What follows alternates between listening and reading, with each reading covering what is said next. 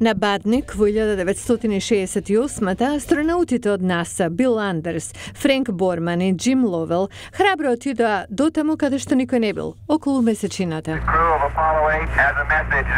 Аполо 8 првично била мисија за орбитирање околу Земјата со цел да се тестираат командите на лунарните модули, но тензиите на студената војна ги однесе Ловел и неговите колеги понатаму.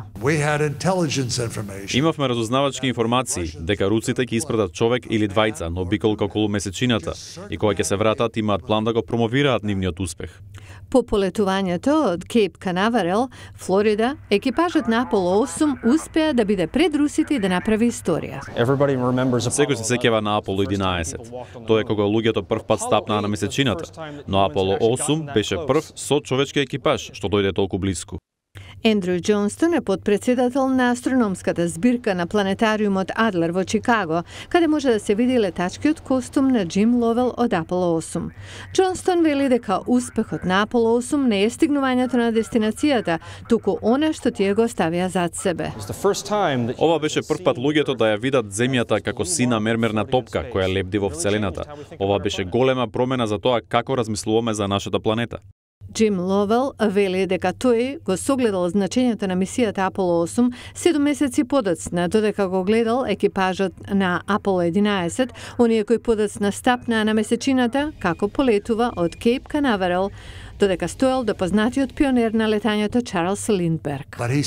Тој го погледна леталото и размислуваше за својот лет од Њујорк до Париз, 33 часа.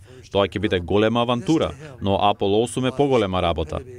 Аполо 8 не беше последното патување на Ловел на месечината. Тој во април 1970 година беше командант на мисијата на Аполо 13, која требаше да слета на површината на месечината.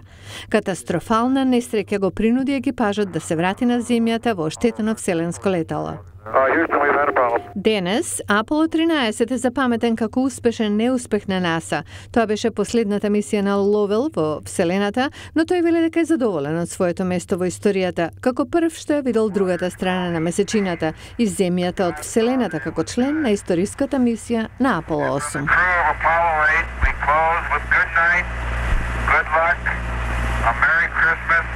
And God bless all of you on the good earth.